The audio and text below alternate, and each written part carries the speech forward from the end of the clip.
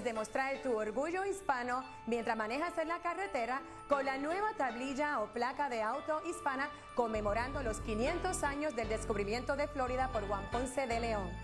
Obtén tu tablilla hispana este año y harás la diferencia. Nuestra comunidad se beneficiará con más programas y servicios. Resalta nuestra cultura, nuestras raíces. We're in hard times and some of us are going to need a lawyer. And if you need a lawyer, don't just react to a TV commercial. Get a copy of the Lawyers Consumer Directory, which is available absolutely free of charge at any 7-Eleven store throughout Central Florida. The Lawyers Consumer Directory is going to give you real hardcore knowledge on how to hire a lawyer and a lot of information on issues like bankruptcy, foreclosure, and more. Get the Lawyers Consumer Directory. It's absolutely free of charge at any 7-Eleven throughout Central Florida.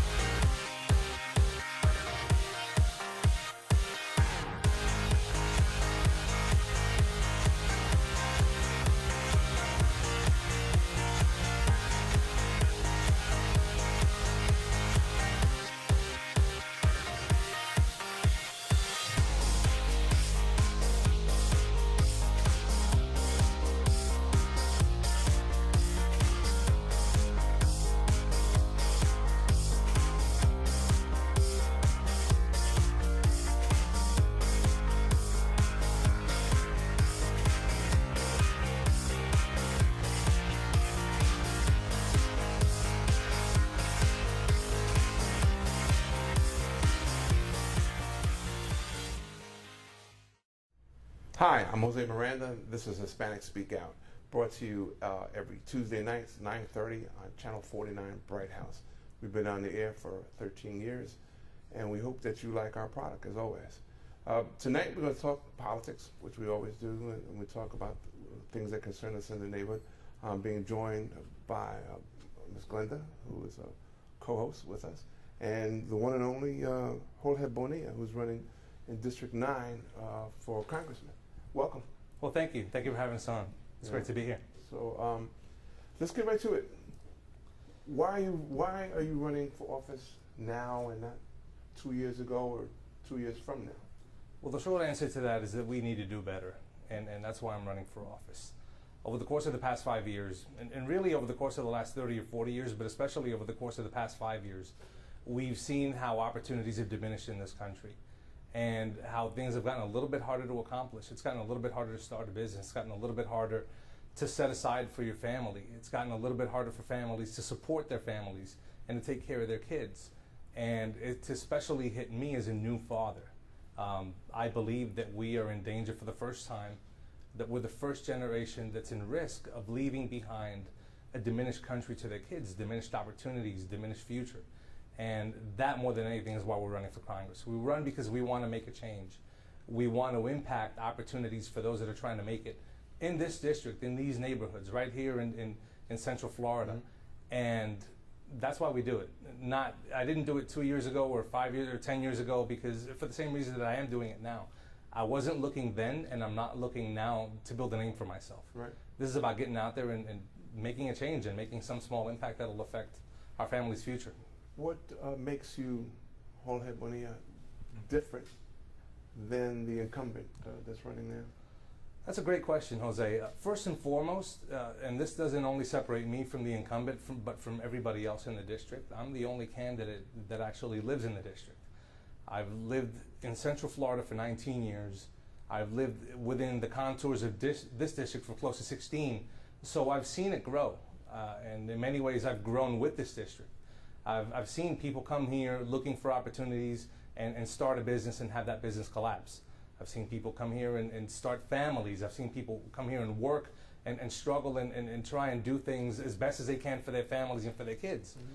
I think that uniquely qualifies me to run for this district and to represent it in Congress. Given that I live here, I've worked here, yeah. I've laughed and cried here, and that's something that nobody else, from either party on the ticket, has done. You have an Hispanic background. You're Puerto Rican.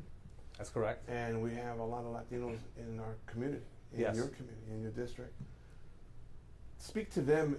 What is it that you plan to, how are you going to make their lives better because you're coming? The main thing that I intend to accomplish is to go to Washington and create opportunities. One thing that I know, and one thing that you know, Hispanics and Latinos don't come here looking for a handout. Right. They don't come here looking to have their needs supplied for them by the government. That's a misconception that maybe some have, but I can attest, given my experience, given my family's experience, that that's not accurate. The only thing that people come to this country looking for, and that come to Florida looking for especially, is for an opportunity. It's for an ability to work and to take care of their families and to take care of their kids.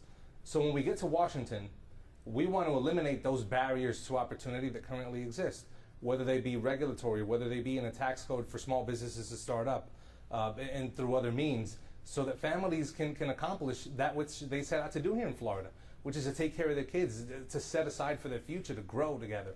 That's what Latinos are looking for more than anything, for the kids' education. So my question would be is, obviously immigration is going to be very important to you Right. in this year coming up in the election. I mean, what is your stand on immigration? How do you feel about the direction it's taken? I believe Mr. Rubio might be one that's been criticized quite a bit in Right. his stand when he first ran, and then now his stand today. So what is your stand on that? Well, immigration, especially in the Hispanic community, immigration is a very sensitive subject. Even here in Central Florida, where a vast majority of the population comes from Puerto Rico, for example, where immigration perhaps might not be that important to them, but it is still a gateway topic, and it is still a perception topic, meaning that how you are perceived as dealing with immigration is kind of an idea of how you're going to deal on other issues. So it's still important, if not due to an actual policy standpoint, then due to a perception standpoint, if you will. Immigration is a matter of national security. I think that Senator Rubio had the right intentions, and I applaud him on that. He had the right intentions, he had the right purpose, he had the right heart in getting behind the Group of 8 proposal. I personally would have liked to have seen it handled another way, maybe incrementally, where we deal with some of these issues piecemeal. I'm confident that something will come out of the House and that we can hash this out sooner rather than later. But what I would have liked to have seen is for border security and visa reform to happen simultaneously. And then once those things happen, once we know who's coming into the country and who's coming out of the country, and mind you, when we talk about the border, we're not just talking about guys that are coming across looking for work to feed their kids. That's not it at all, and it would be wrong to assume that we're trying to isolate people that are trying to feed their families. We know that there's a large cartel presence along the southwestern border. We know that Hezbollah, for example, has a presence in northern Mexico and throughout Central and South America. These are things that we have to be mindful of. Border security, at the end of the day, is national security. But reasonable people can come together and find a way to make things work to where we know who's coming in and out of the country, to where we know through our visa system who's here to work. And even with those people that are coming through the border that are wanting to work and feed their families, we can give them the means through the visa system to do it. I spoke with leaders in the citrus industry. I sat down with them for a couple of hours and just said, teach me everything there is to know about citrus. And a lot of these guys, when they come through looking for work for their families, they work the citrus fields in Polk County.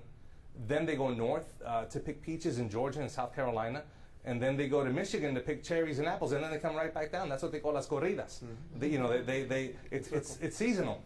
So by all means, citrus is a critical industry here in the state of Florida. We want to make sure that they have that labor so that we can enjoy those products. And at the same time, I know that reasonable people can come together and find a way to get this done. But speaking of community and people, they're very reasonable. But let's face it, sometimes the government's not as reasonable. So, getting into an elected position and going through this process, which I'm sure is not going to be quite easy for you yourself. Or yeah, I wouldn't think it's easy for anybody. No. But what is some of the things that you feel is going to be the biggest challenge for you running for this position that you've taken a stand and say, this is the way I think or I believe is going to make a difference in my community?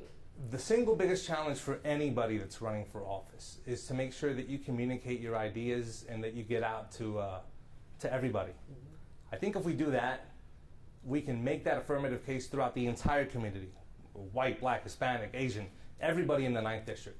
And then I think we'll do well in this election. But a politician's biggest challenge is always going to be to get their ideas out and communicate them clearly. Well, and I think also gaining the trust of people, because I think that right now, especially more than ever, I think there's a little bit of a distrust going on in a lot of communities and a lot of, just the way the government's being looked upon. I'm in the foreclosure defense world, the banking world, a lot of fraud going on. So the thing is, I just think that I think it's really difficult for politicians to really get a trust of the people to say, okay, if we elect you, here's your stand, this is what you're going to stand for, and we believe you, and we're going to back you up. Right. And then all of a sudden you just switch on a dime for whatever reason that happens. People are kind of getting tired of that. They are, and you know what, to add to that point, Washington, let's face it, Washington is broken. And Washington is dysfunctional at this point. There's a lot of rancor going on both sides. Take the words right out of my mouth. And at the end of the day, that is something that you have to communicate to the voters. It may be a point of pride that I didn't run for office previously. I'm not a previous office holder. I'm looking to be a citizen legislator that goes out there and has the heart of his community close to his, and that can legislate effective change. But thankfully... You mean the old politics? The way it used to be. Imagine that, where you walk down doors and listen to people. There's a concept. Well, but again, ultimately, millions of dollars. Ultimately, though, we're accountable to the people, and the people will. If at the end of the day, if we don't do the right thing, it'll be the people that decide. You're Republican, and your party has been running Florida forever. Okay, really forever. It's had its low points, it's had some high points, but mostly low points. Mostly miscommunications between the power and the people. How far are you willing to disassociate yourself from your party to reach the people? Well, I'll tell you this way. At the end of the day, I'm going to be me. And where the party lines up or where it doesn't line up, that's not something that I'm particularly worried with. I have my core. I have my convictions. At the end of the day, all I have is my word and the core of my convictions, and those are things that I don't break for anybody. Right. And there are some things where you're going to line up perfectly with the party, and there are some things where you're going to break away a little bit. And at the end of the day, my sole obligation is to myself, to my convictions, to my family, and to the good men and women of the Ninth. Well, my concern is when we talk about immigration and stuff, they want to backload this stuff on the immigrants themselves, and that they would have to wait 27 years, 30 years to become citizens. Right. I think it's wrong to back end it that way. Do you have a strong feeling either way on that? I hear your concerns, and those are valid concerns. At the end of the day, we want to make sure, at least I want to make sure, that if this process happens, that it's a process that's fair and equitable for everybody, not just for those immigrants that were here, for those 11 million that I guess we're trying to accomplish, is what you're referring to, but also to the people that have been here for that same period of time that haven't been able to get naturalized and haven't been able to get citizenship, and they stood in line and had to pay attorneys and had to do all these things. We have to find a system that's fair for everybody. Because the system doesn't work right at this point, even for those who come through the gate allegedly the right way. On that we can agree. Okay. And at the end of the day, reasonable minds can come together and find a system that's going to work for everybody. If not, it'll fail again, and we'll be visiting this in another 20 so years. Well, when we talked about the border patrols and stuff like that, the cartels are very rarely mentioned, okay? It's like a non-issue almost. And we continue to do that just like the Berlin Wall, which is crazy. To put that kind of manpower when we live in such electronical times, okay, and we're wasting thousands and thousands of dollars. You're right, we have to reach a better way. Who can you reach out to? Who will you reach out to? Will you reach out to the constituents or to your party? Well, at the end of the day, we're accountable to our constituents. And that's who we listen to. That's who votes for us. And, it's like I said, I have my word, I have my convictions. We stand under the banner of a party, but the beauty about being a Republican is that in the Republican Party, you're not expected to line up even for policies that you don't like. That's not necessarily true. You know what? As a Latino, I question you, or challenge you as a Latino, why are Latinos not welcomed in the party? I would dispute that challenge. The Latinos are welcomed in the party. The fact that I'm sitting here before you is proof and evidence. No, they need the numbers now. That's different. They need us. The Latinos were always welcome to the Republican Party. Never. I would challenge your assertion. I don't think it's factually based. Right. And as a matter of fact, there's instances where Latinos have been pushed out of Democratic races, and there's instances where Latinos were maybe discouraged to run. Right. And there's instances where Democrats can get up and do campaign propaganda and campaign advertising that belittles and mocks Latinos. And where those Democrats I think it goes both ways. They look the other way, and por aquí no fue, espérate. And so we do the same thing. That's why we do the libertarian. How do we reach you? How do we keep up with? Well, there's many ways. www.bonillaforcongress.com. That's our campaign website. You can find us on Facebook at Jorge Bonnilla for U.S. Congress, and you can find us on Twitter at BonillaJL. Okay. Phone number? Did you give me a phone number? Give me a phone number? Yeah? I did not. We will have one up shortly. Okay. Not your personal cell number? Nothing personal. Right. Okay. So, not on blast. No, not yet. You have a rally coming up or anything like that that we could be looking forward to? We got some events coming up that we're still putting together. Okay. Our campaign is in those early stages, but we will absolutely blast those out to you. And for our latest events, watch our Facebook page and watch our campaign page. We're going to take a quick break. We'll be right back. Ahora puedes demostrar tu orgullo hispano mientras manejas en la carretera con la nueva tablilla o placa de auto hispana conmemorando los 500 años del descubrimiento de Florida por Juan Ponce de León. Obtén tu tablilla hispana este año y harás la diferencia. Solo 1,000 se necesitan para hacerla permanente. Su donativo ayudará a estudiantes con becas. Nuestra comunidad se beneficiará con más programas y servicios. Resalta nuestra cultura, nuestras raíces. Demostremos que la unión está a la fuerza. Obtén tu tablilla hispana en el Departamento de Vehículos de Motor más cercano o llama hoy al 321-277-0850.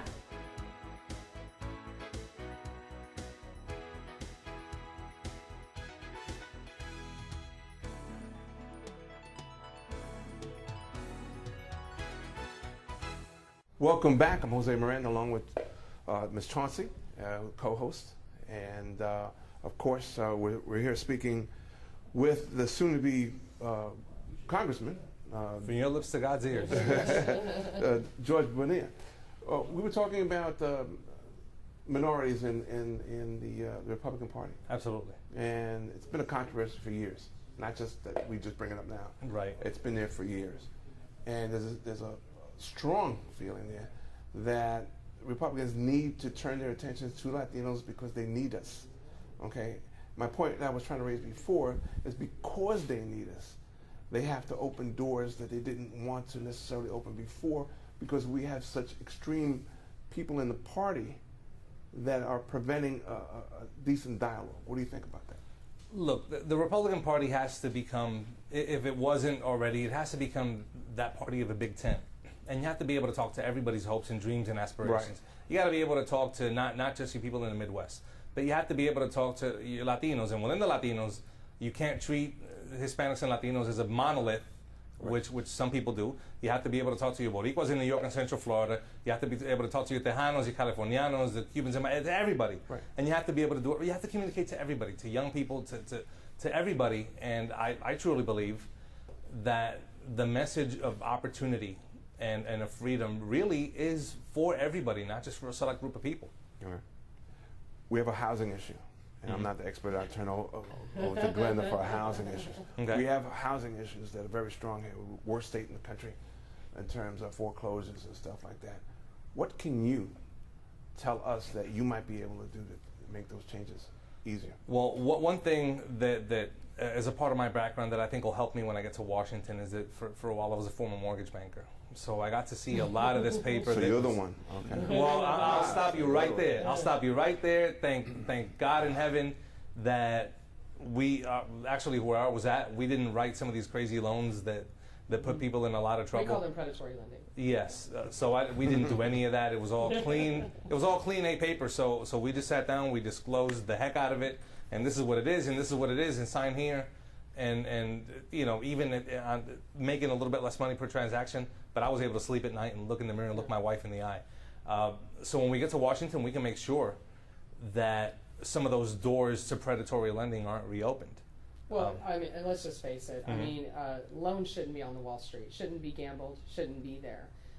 It's been proven over and over again that the stock market playing into this and really causing the bubble. If we really take it apart and look at it. No, I agree. If you break it down and you look at CRA and you look at Fannie and Freddie and kind of feeding the beast and that's how code words. Remember? And that's how. CRA,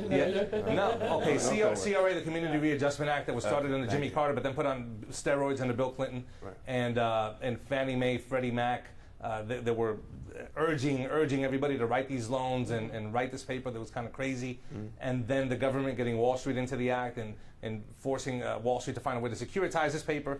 And then Wall Street came up with the mortgage-backed securities where they were grouping good loans with bad loans, and they were throwing them out there, and they were leveraged at 400 to 1 and 200 to 1.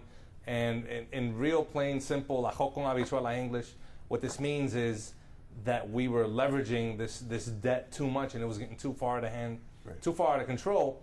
I'll never forget that when I was an originator, my phone rings in the office one day, and I pick it up, and it's this housekeeper, makes $1,300 a month, and she was put into a $423,000 house on a no-doc loan, and she was help me, refi me. That's the biggest hit too. Was the Hispanic market? I mean, they literally seeked out certain, races of cultures and whatever, and they played a very big part of it. Here's the problem I have. Okay, we've recognized there's been fraud all over the place. We recognize there's predatory lending. Right. I mean, it's out there. I mean, come on. It's they're paying off the banks. The banks have power. They have control. Good luck trying to get rid of that because they've allowed laundering of the Mexican cartels that have been proven and funding for the terrorists to go out and kill the U.S. military. Right. So the bottom line is, what's really happening now in our communities, we have 10,000 children who are homeless because of this. And I haven't seen Rick Scott step up one time. In fact, I saw him approve a bill called the HB 87 that now is what we're considering a rocket docket, where families are not really getting an opportunity to go to court and really plead their case and explain that they've been trying to work with the banks. I mean, this epidemic is really bad. Yeah. Aside from how we got here, what happened or what didn't happen, what are we going to do for these kids? How are we going to get them out of hotel rooms? And by the way, I live over in Celebration. We have 2 filled hotel rooms of families who have nowhere to go. What would be a solution for you? In the short term, obviously you have to find a way to get these kids out of hotel rooms, and whether it be working with the community or using other funds and moving from here and there to kind of get those kids in an adequate shelter. Nobody should be without shelter, especially through no fault of their own. This has gone on for 5 years. But started in exactly. County. But beyond that, and especially is my take with my fresh eyes going to D.C., you have to make sure that it doesn't happen again.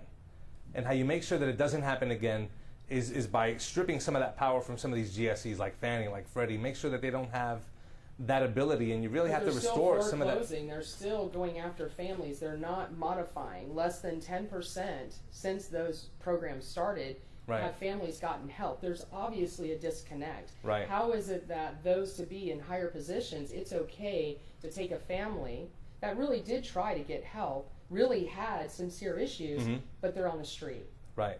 And unfortunately, that was something that was tried through some other programs like HAMP and like HASP, and it didn't work out. But the fact is that a lot of these banks, a lot of these institutional lenders on the back end, they took this bailout money and they sat on it. And they sat on it, and then if you sit on the bailout money and then you kind of foreclose and then you sell the house, and we saw a lot of that, and Wall Street picked up a lot of those homes. Right. So I think that's where it has to start. This is a complex problem that doesn't have an easy solution anywhere that you look at it, but I think that's where we have to start. Now, speaking about sitting down, the Republican Party, in terms of the Comprehensive Care Act, that people call affectionately the Obama health care plan, right? Your party has consistently voted, I believe, 40 some odd times to try to defund this program that's a law, right? Okay, that actually will help millions of people, especially minorities, especially Latinos, to get appropriate health care. What's your position on it, even though your party is against it? Right. Here's my take on this. If you're sick, you should be able to see a doctor in this country. If you're sick and you need the care, you should be able to see a doctor and get the care that you need. I believe that on this approach, the president tried with the best of intentions to put forth a solution to what was a problem with the insurance companies' intermediation into the health insurance industry, meaning that you had insurance companies in between people and their doctors. They were collecting a lion's share. Now, unfortunately, the problem is worse because you still have the insurance companies in there, but now you have the insurance companies plus government And it's not plus government. The government's making it easier, okay, for people to afford health care in the market. The application alone is 62 pages. How is that easier? What has the Republicans come in to do differently? There's a lot of proposals that the Republicans put out there. I'm waiting to see one. Name one. Well, the first one is to take that insurance market and to make it accessible throughout the 50 states. Your own, not something that the Democrats or somebody else put. Well, when you ask the Republicans. Okay. Well, you're a Republican. Exactly. Or you're a Republican. So. Yes. Well, the first thing that we should do is, first of all, to ensure that we have that social safety net down there for everybody who absolutely needs it. Right. Then you allow people to save. You get the insurance market out of that middle range, and you allow people to work and invest and save in HSAs and other vehicles, and you access catastrophic. If you do that, and you lift the cap off of flex spending accounts, and you still ensure that those who need a doctor can absolutely see one, I think we'll achieve a lot better results. It's worked in other countries that supposedly are socialist, and I know that it could possibly work. But I know that countries. Yeah. Hold on, but in those other countries, they're not charging $20 for a Tylenol pill. So right. I mean, let's really get down to the root of it. What it comes to is that these insurance companies and these pharmaceutical companies, they're the super PACs that control the decisions that are being made. Yes. Bottom line is, there's no Tylenol pill that's worth $20. Bottom line. And when you take, but again, when you take the insurance market out of it, bottom line, they're not able to charge $20 for that Tylenol, and then okay, well now I got to pay this 5 or 6 cents. Jorge Bonnilla is running for District 9. Okay, running for Congressman against Grayson, and we welcome him again. Come back, share your views, because we have a lot of them to go over. We have a lot to talk about. Okay, yes. so one visit is not going to be enough. No, not at all. Brooklyn-born native. From Williamsburg. But I have to clarify, Williamsburg, before it became this haven for hippies and actors, Williamsburg used to be the hood back in the day. It sure did. Glenda, thank you for joining us, as always. This has been Hispanic Speak Out. Talk to you next week.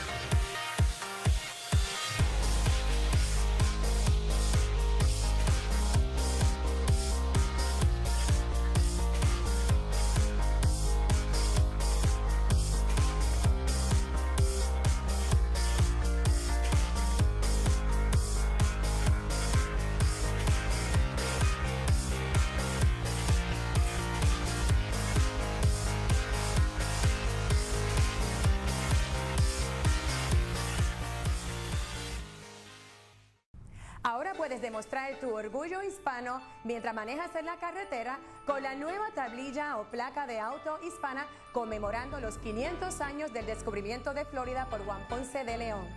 Obtén tu tablilla hispana este año y harás la diferencia. Nuestra comunidad se beneficiará con más programas y servicios. Resalta nuestra cultura, nuestras raíces. We're in hard times, and some of us are going to need a lawyer. And if you need a lawyer, don't just react to a TV commercial. Get a copy of the Lawyers Consumer Directory, which is available absolutely free of charge at any 7-Eleven store throughout Central Florida. The Lawyers Consumer Directory is going to give you real hardcore knowledge on how to hire a lawyer and a lot of information on issues like bankruptcy, foreclosure, and more. Get the Lawyers Consumer Directory. It's absolutely free of charge at any 7-Eleven throughout Central Florida.